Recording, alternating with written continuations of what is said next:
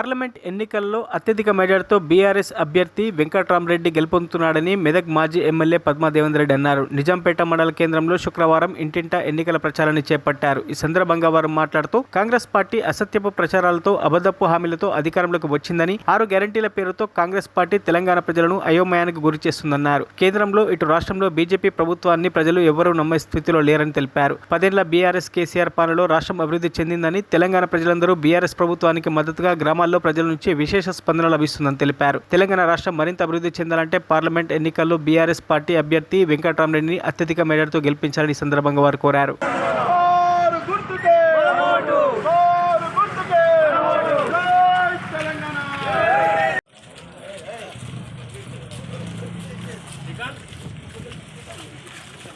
జరగబోయే పార్లమెంట్ ఎన్నికలలో BRS party మరి అత్యంత సీట్లు గెలుచుకొని విజయ గొంతుపై మోగించబోతా ఉన్నది.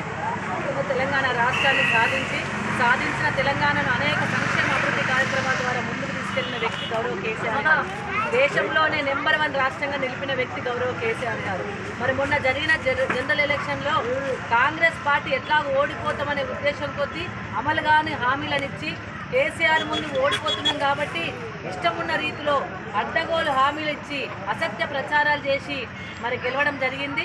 దాంట్లో కూడా కొద్ది మెజార్టీతోనే వాళ్ళు స్వల్ప మెజార్టీతోనే గెలవడం జరిగింది. వాళ్ళు ఇచ్చిన హామీలు ఇంకొక 10 సంవత్సరాల బడ్జెట్ ఉన్నా కానీ రాష్ట్ర బడ్జెట్ ఉన్నా సరిపోని హామీలు ఉన్నాయి.